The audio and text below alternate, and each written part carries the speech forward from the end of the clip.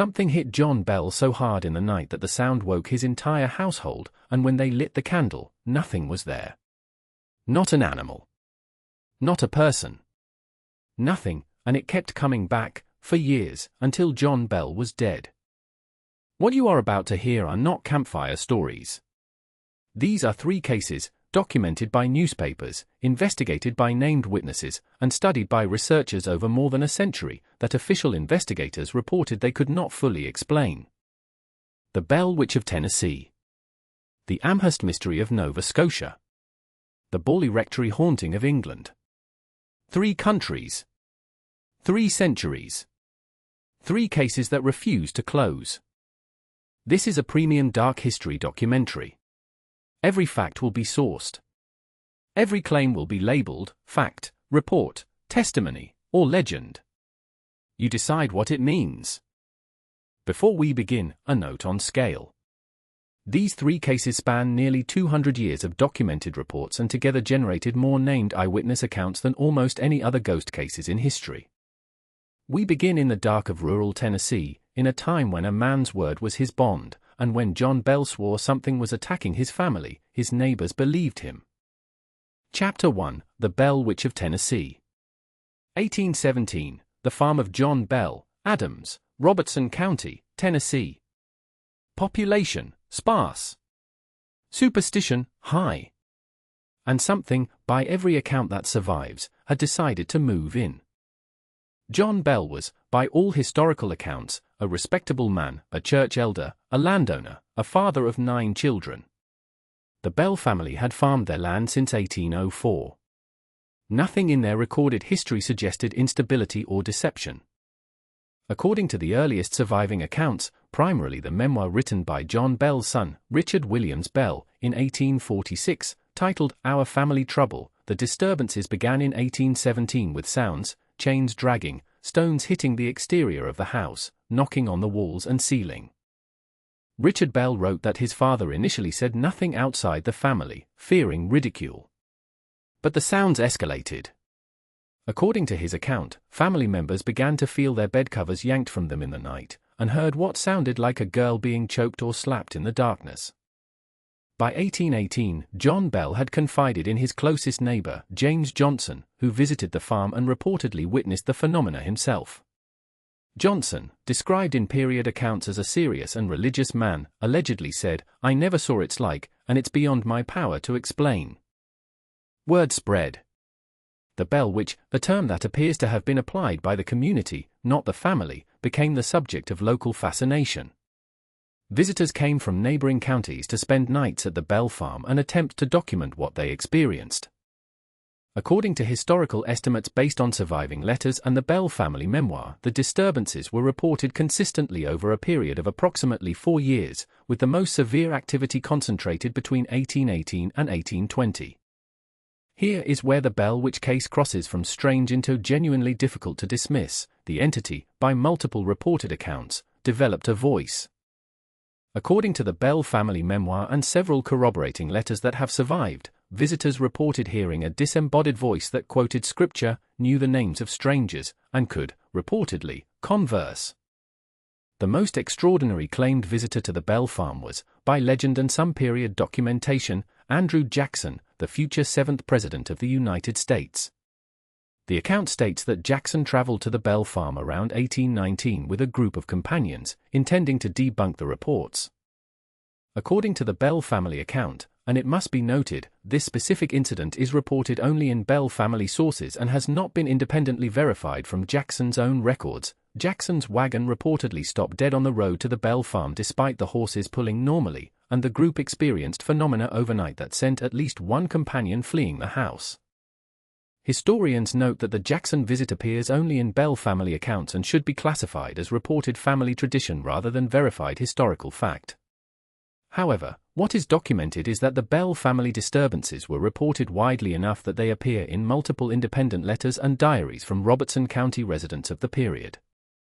The entity, according to Richard Bell's memoir, expressed a particular hatred for John Bell, the father, while showing what was described as affection for his mother, Lucy.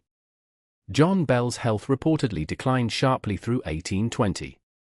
On December 20, 1820, John Bell died. According to the family account, a vial of dark liquid was found near John Bell's body. The doctor reportedly gave some to the family cat, which died. Forensic analysis in 1820 was non-existent. Whether John Bell was poisoned, died of natural causes, or something else entirely remains, factually, unknown. After John Bell's death, by the account of Richard Bell and others, the disturbances largely ceased. There were reported minor returns in 1828, but nothing sustained. The Bell witch, whatever it was, seemed satisfied. What do we actually know, as verified fact? We know the Bell family existed. We know they owned the farm. We know Richard Williams Bell wrote a memoir in 1846 describing these events. We know multiple Robertson County residents, in surviving correspondence, referenced unusual activity at the Bell farm. We do not know what caused it. The Bell witch case has generated extraordinary cultural staying power. As of research in the 2020s, Robertson County, Tennessee, now the town of Adams, receives an estimated tens of thousands of visitors annually specifically seeking Bell witch history, more than 2 centuries after the reported events. Proposed explanations over the years have ranged from poltergeist activity associated with the Bell children, a theory popular in parapsychology, to a hoax perpetrated by neighbors in a land dispute, to mass hysteria, to a genuinely unknown phenomenon. None has achieved consensus. The file remains open. Chapter 2, The Amherst Mystery. 1878, Amherst, Nova Scotia, Canada. A small house. An 18-year-old woman named Esther Cox. And a series of events so physically dramatic that they were witnessed by dozens of people, reported in newspapers, and examined by a doctor on the scene, and still have no agreed explanation. The Amherst Mystery is arguably the best documented of all 3 cases in this film, because it was investigated in real time by people who left contemporaneous written records, not retrospective memoirs. That distinction matters. Esther Cox was 18 years old, living in a crowded rented house at 6 Princess Street, Amherst, with her sister Olive, Olive's husband Daniel Teed, and other family members. The house was small. Privacy was minimal. And in September 1878, something began happening to Esther Cox that the people around her could not explain. According to the earliest accounts, recorded by a local doctor named Carrete, who was called to the house and left written notes, Esther Cox began experiencing violent physical episodes. Her body swelled dramatically. Her skin reportedly reddened. She made sounds she could not control. Dr. Carrete attended multiple times and reportedly could not identify a medical cause. Then the external phenomena began. Loud banging sounds, described by witnesses as like someone pounding on the walls from inside, were heard by multiple people simultaneously. Bed covers moved. Objects reportedly flew through the air. Carrete, in his own notes, described witnessing these events and being unable to explain them. What separates the Amherst Mystery from many reported hauntings is the number of named, contemporaneous witnesses who signed testimonials about what they personally observed, not second-hand accounts, but first-person reports written at the time. The written accounts describe objects, pins, cutlery, lit matches, flying through the air in Esther's presence. Fires reportedly started spontaneously in the walls of the house and were extinguished with great difficulty. At one point, according to multiple witnesses, the words "Esther Cox, you are mine to kill" appeared, reportedly scratched or written on the plaster wall of her bedroom. The fires were the most dangerous element. According to the recorded accounts, the Teed house on Princess Street experienced so many unexplained fires in the walls and under the floor that Daniel Teed ultimately asked Esther to leave, not because he disbelieved her, witnesses reported, but because he feared the house would burn down with his children inside. Esther Cox left the Teed house and stayed with various neighbors and acquaintances over the following months. According to reports from each location, the phenomena followed her. They did not follow the house.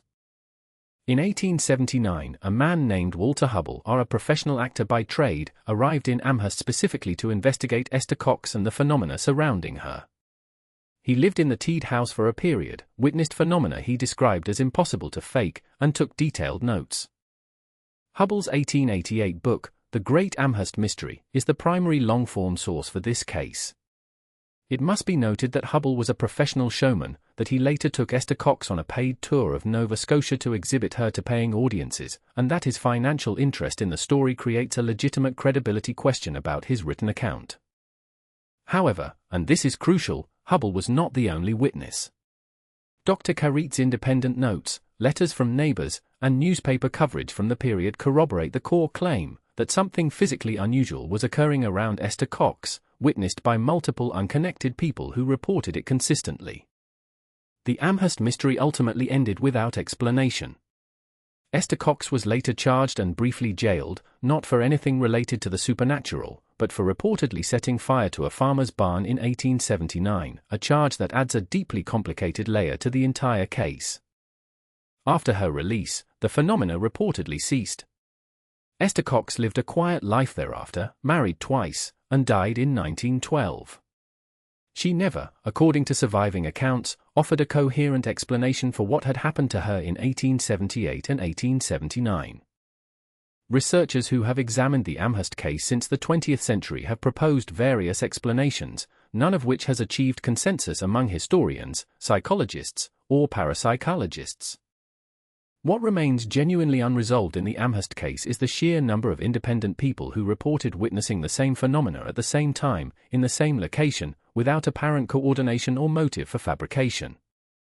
18 signed testimonials from people with no financial stake in the story is not nothing. Chapter 3: The Borley Rectory. Essex, England. 1863, the most investigated haunted house in British history, and possibly in the world. Approximately 35 acres of ground. One Victorian rectory. 81 years of reported phenomena. And a case so complex, so documented, and so disputed that it has its own bibliography of scholarly literature. Borley Rectory was built in 1863 for the Reverend Henry Dawson Ellis Ball, the rector of Borley Parish in Essex. It was a large, somewhat gloomy Victorian brick building in a small English village near the Suffolk border. It would become the most written about private residence in the history of British paranormal research. The Bull family occupied Borley Rectory from 1863 until 1927. According to accounts gathered after their tenancy, the Bull family members, particularly the daughters, reported seeing the figure of a nun walking in the garden, along a path that came to be called the Nun's Walk. They reportedly considered it unusual but not particularly frightening. The legend attached to Borley, and it must be flagged explicitly as legend with no historical verification, holds that a medieval monastery once stood on the site, and that a monk and a nun from a nearby convent had a forbidden relationship, were discovered, and were both executed, with the nun bricked up alive within the walls. Historians have found no documentary evidence to support this legend. It is folklore, not fact. What is documented fact is this: in June 1929, the Daily Mirror newspaper sent a reporter named V.C. Wall to Borley Rectory to investigate reports from the new rector, Reverend Guy Eric Smith, and his wife Mabel, who had moved in and reported strange occurrences. The newspaper coverage brought the case to national attention. The Borley Rectory case spans an extraordinary length of documented activity, from the first reported phenomena under the Bull family to the destruction of the building by fire in 1939 and demolition in 1944. The name most associated with Borley Rectory is Harry Price, a British psychical researcher, author, and investigator who first visited the rectory in 1929 alongside the Daily Mirror reporter and who would go on to conduct the most systematic investigation of the property. Harry Price was a complicated figure. He was genuinely skilled at exposing fraudulent mediums, he exposed dozens over his career, and his methods were considered rigorous for the era. He was also a self-promoter who understood the commercial value of a good ghost story, and his relationship with the Borley case was never entirely free of that tension. The period of most intense activity at Borley was under the tenancy of Reverend Lionel Algernon Foyster and his wife Marianne Foyster, who occupied the rectory from 1930 to 1935. During this period, the phenomena reportedly escalated to a degree that surpassed anything previously recorded there. Lionel Foyster, a cousin of the Bull family, kept a detailed diary of events during the family's tenancy. his diary, which survives in archives, records over 2,000 separate incidents: objects thrown, bells rung spontaneously, windows broken, stones falling inside rooms, and messages reportedly written on walls in an unknown hand calling for a Mariana and pleading for light and prayers. Lionel Foyster's diary is one of the most detailed contemporaneous records of any reported haunting in history. His position as a Church of England clergyman, professionally committed to truth and credibility, gives the document a weight that purely lay accounts might not carry, though historians note it was written by an interested party. In 1937, Harry Price rented Borley Rectory directly, one of the first instances of a researcher renting a property specifically for the purpose of systematic paranormal investigation. He recruited 48 independent observers, drawn from a newspaper advertisement, and trained them in observation methodology. Price and his team spent a year documenting the property.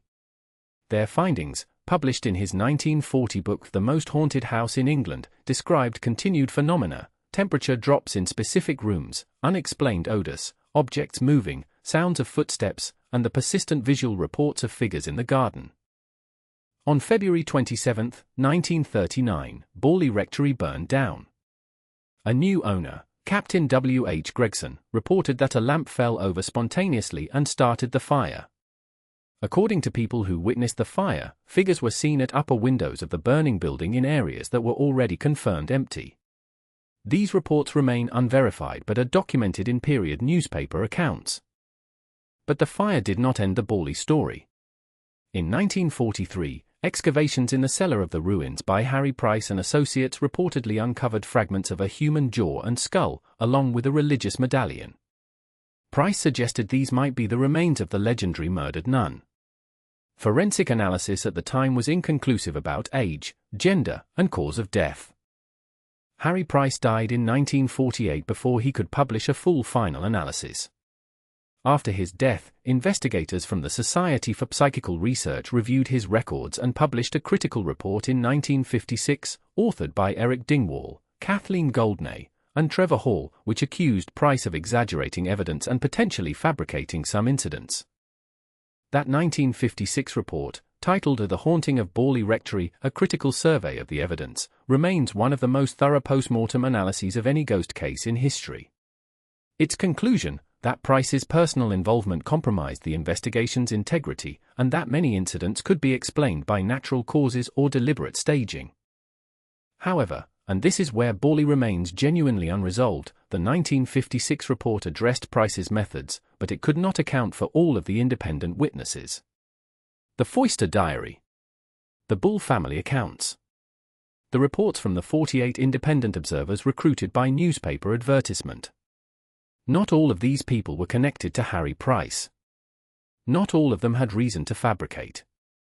The Borley Rectory case ultimately produced more documented literature than any other ghost case in history, with the debate about its authenticity still generating academic papers and books as recently as the 2010s.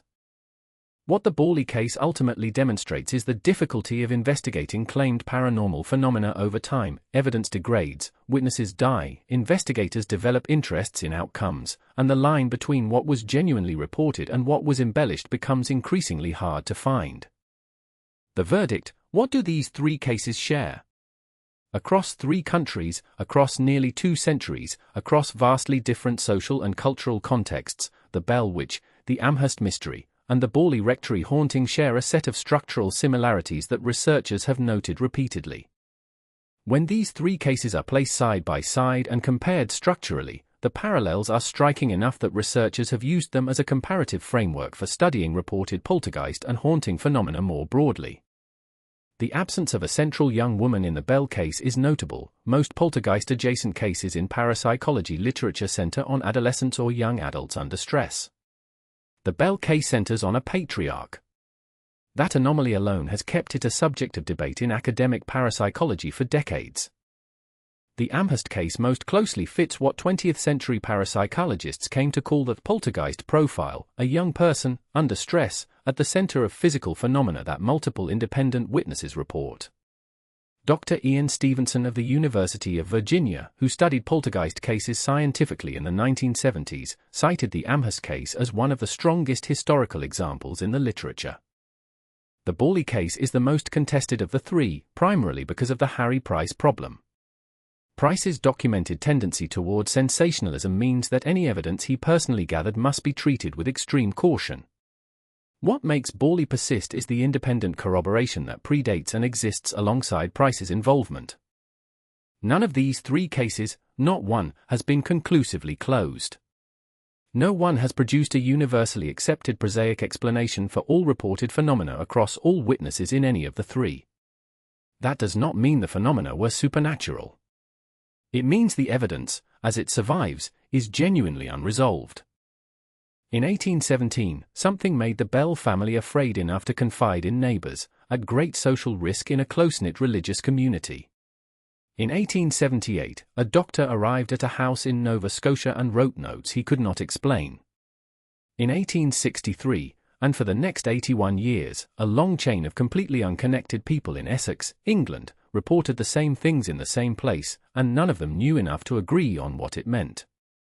We are not here to tell you what to believe. We are here to tell you what was reported, what was documented, and what was investigated, and to be honest with you about the difference between those three things. The files are open. The cases are cold. The questions are yours. What do you think? Are cases like these better explained by mass psychology, deliberate hoax, or something that genuinely doesn't fit our current framework? Leave your theory in the comments. We read every one of them, and the best ones become future films. If you made it to the end of this film, you already know this channel is different. Subscribe for more premium dark history documentaries. Next week, we go somewhere even stranger.